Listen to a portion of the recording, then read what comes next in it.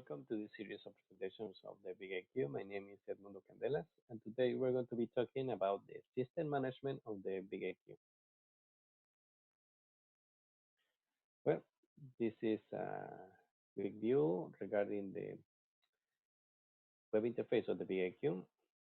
The web interface is going to be compound of a banner, navigation tabs, a tree-based menu, and object browsing area. As we can see here, we have our banner and our tabs. During this presentation, we're going to only be focusing on the system tab, and we're going to give a little brief of the brief description regarding each one of the menus or that belong to the system tab. Okay, in the banner, we're going to have the status of the BIQ, if it is in a cluster state, if it is standalone, or if it belongs to an HA. We're going to have the host name of the VIQ, the IP address of the VIQ, sorry, the date and time of the of the browser of the VIQ. Just try to remember that the timestamp might differ from the one from the machine that you are accessing from. The user role, in this case, is administrator, and the username, in this case, is admin or whatever the username you are using to access the VIQ. Something that we have in the web user interface is the online help that is going to be represented by these three icons. These three icons represent, in this case, the question mark, display the description of what you want to configure.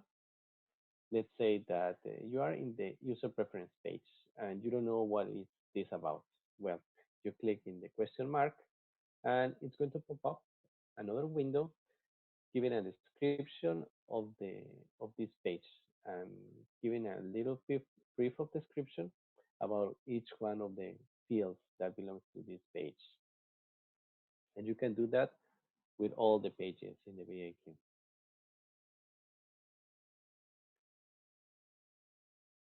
The other help that we have is for example, is the magnifying glass. In the magnifying glass, represent the search, the global search that searches for all the objects that contain the string that you are looking for. For example, it displays all the objects that relate to the PAQ, HA2.co.uk. You want to look for objects that contain that BIP-HA2, and it will display you all the objects that are related to that. It could be certificates, it could be virtual servers, it could be pools, anything.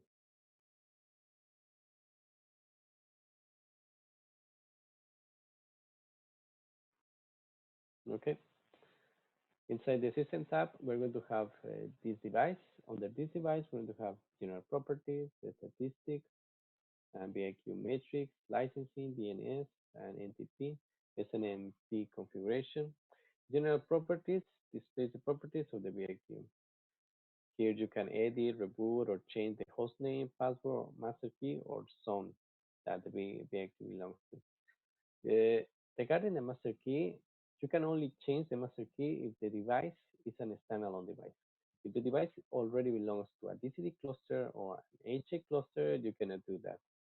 Why? Because the DC cluster and HA cluster must have the same master key in order for them to communicate to each other. Okay. The statistics and matrix, it will display the usage of the CPU, memory, network by all the processes of the BIQ. Licensing, well, you can relicense the device from this menu. It's pretty much the same. Any other licensing method that you have seen in the BIP. You just click in reactivate and go through the short wizard and you are pretty much done. The DNS and NTP, well, from here you can display the DNS and NTP configuration and SNMP configuration. You can set up the BIQ to work with SNMP so you can receive alerts when certain things happen on the managed devices. Just try to remember that for the moment, the alerts for SNMP are very limited, but we're going to try to improve that in future releases. Okay, iHealth. You can take a quick view from the BAQ.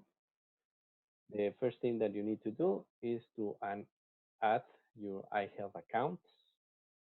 You just put your name, username, your password, description if you want, and you can test the connection to the internet, to the iHealth server if you want with the test button that you can see over there. The second step, well, is to create the quick view. In this case, you can give it a name, a description, and add the case number. At the end of this presentation, I will show you how to do this from the BAQ. Okay. And the third thing that you have to do is just keep an eye on the process while the BAQ itself is creating the BAQ and when the device is uploading the quick view to the iHealth server. You can monitor that on this section in the task section. Okay. Okay, we'll continue with the system tab. What else we're going to see here? Well, we're going to see the BAQHA, proxies, all the log system servers, software management, and user preference. An HA will display if the BAQ is an HA. We're going to be talking about the HA and software management or software upgrades in future slides. We are not going to cover it in detail during this presentation. Okay. Proxies, you can add the proxies if you're using proxies to connect to the internet between your network and the internet. Well, here is you can add the proxies. The audit syslog displays the high-speed logging for the audit syslog servers defined for the BAQ. Just keep in mind you can only configure 2 servers per device. Software management displays the software version installed in the BAQ devices. Software versions of the HA and the DCD are listed in the operating history. Again, we're going to be talking in more detail regarding the software upgrades for the BAQ in future slides.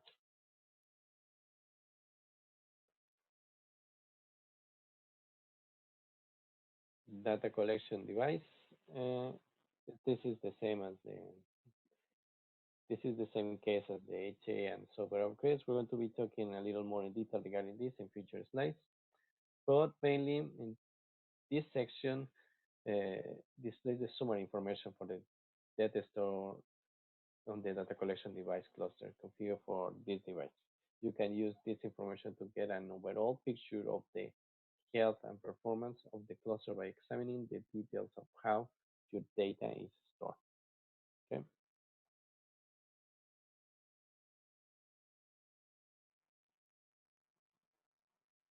It's a good idea to create a backup schedule for the BAQ so you always have a copy of its configuration.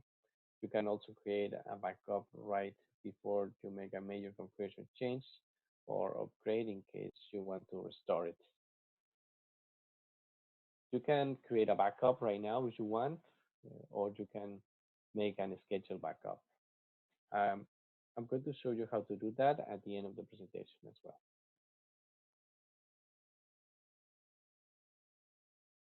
Okay. The idle timeout specifies the idle timeout of the web user interface, and this belongs to the user preference page.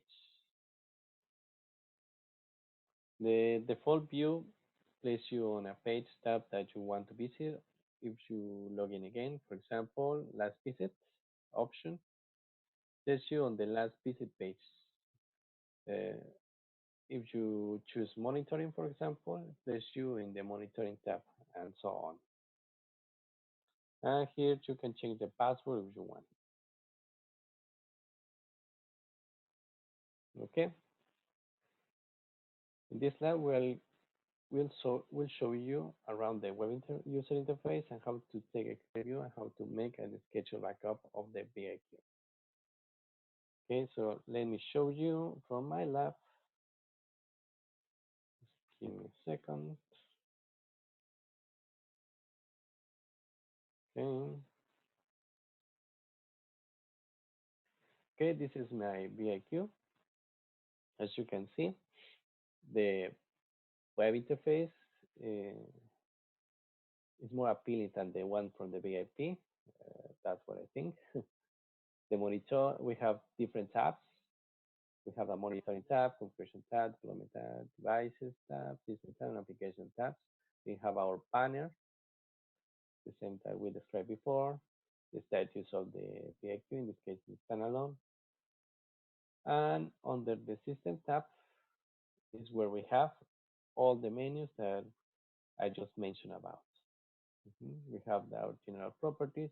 In this case, it's going to give you a little description about the BIQ itself, the host name, the version that is running, the CPU, the framework version, the zone, if it belongs to a zone, and the master key. And this is what I just mentioned about.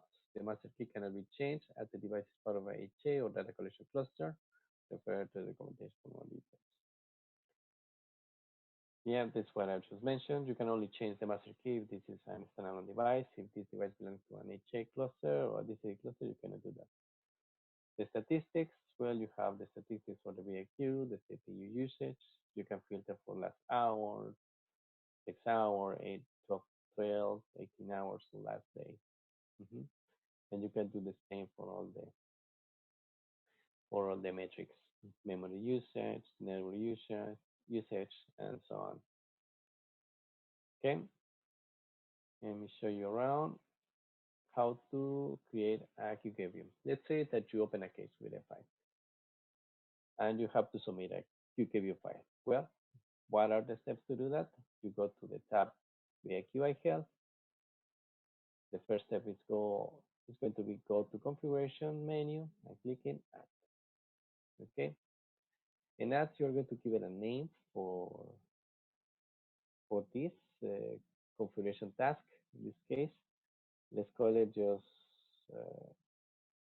iHealth account.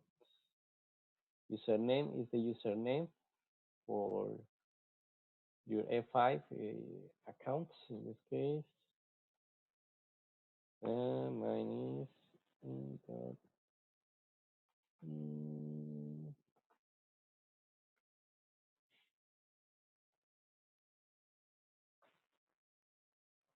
and use your password. And you can give it a description if you want. And let's say I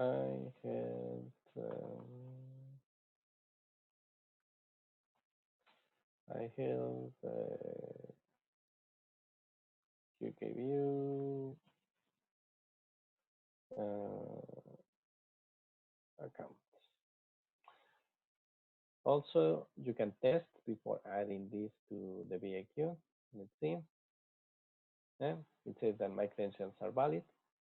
That means that I can use this account to submit my BIQ. We click in Save and Close.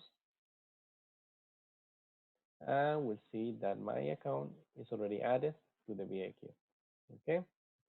Now I have the credentials. The second step is to create the QKView file so we can upload that to iHealth. Here I already have created a QKView file and this has already been uploaded. It says that the size of the file was 284 megs. That's the data that was uploaded to the servers. It was done on March 28th. Okay, well, let's try to do another one. Let's click in upload. Let's give it a name.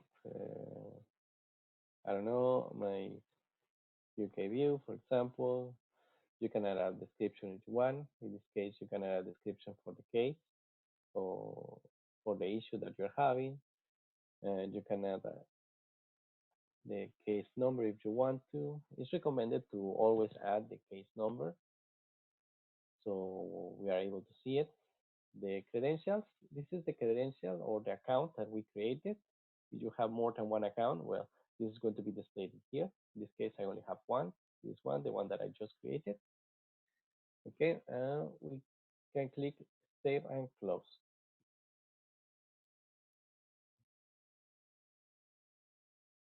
Mhm.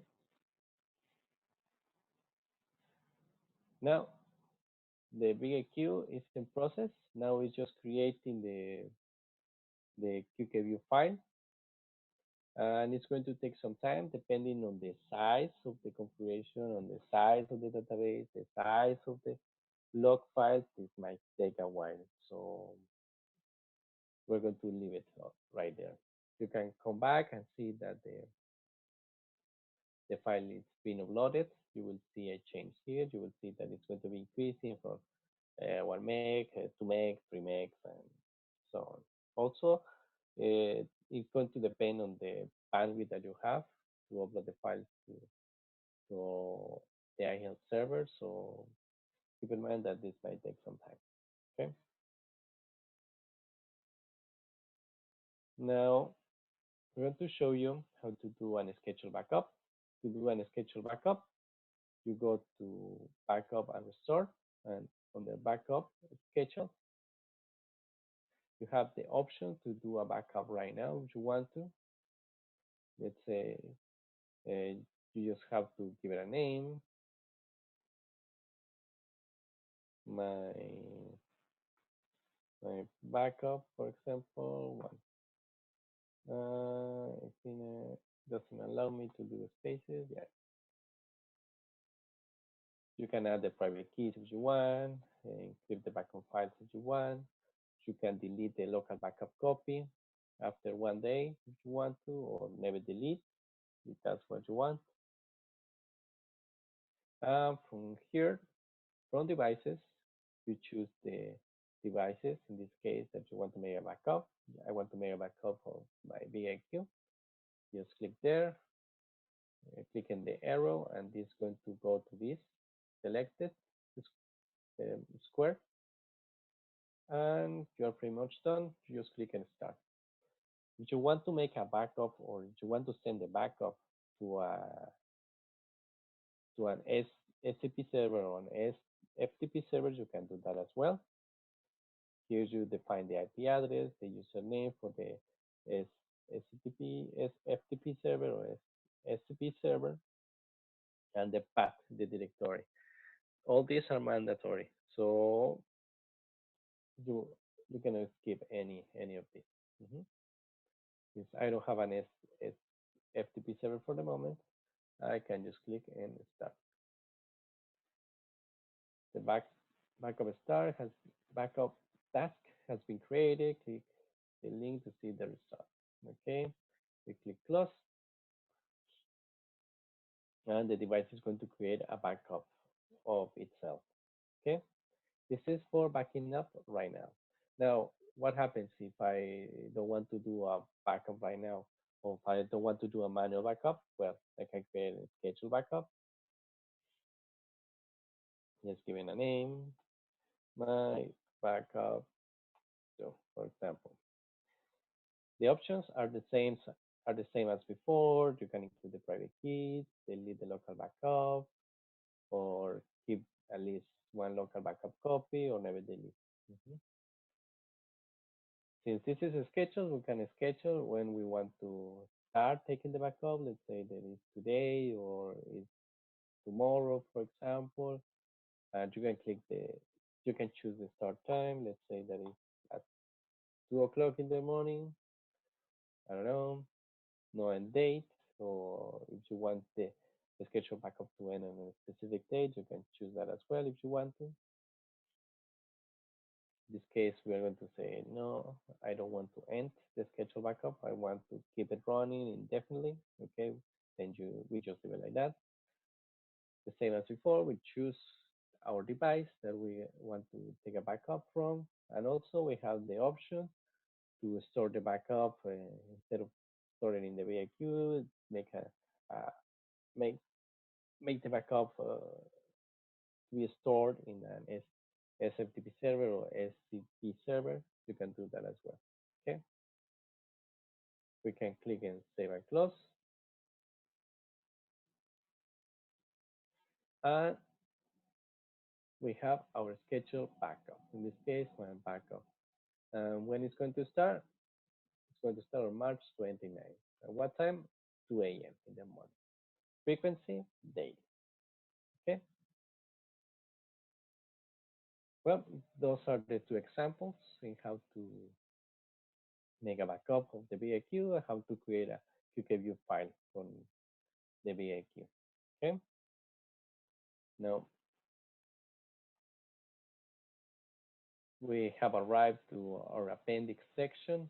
In here, I put some links for if you want to know a little more of details regarding the SNMP or SNMP alerts. You can go to the link there. If you want to know a little more about the other features that belong to the system management, you can go to the managing a BAQ system in the manuals. And also, if you want to know how to, so what is the file management in the BAQ system, you can do that as well in the manual that in the link manual that I just put there. Okay. Well, thank you very much for your time, and I hope to see you next time. Bye.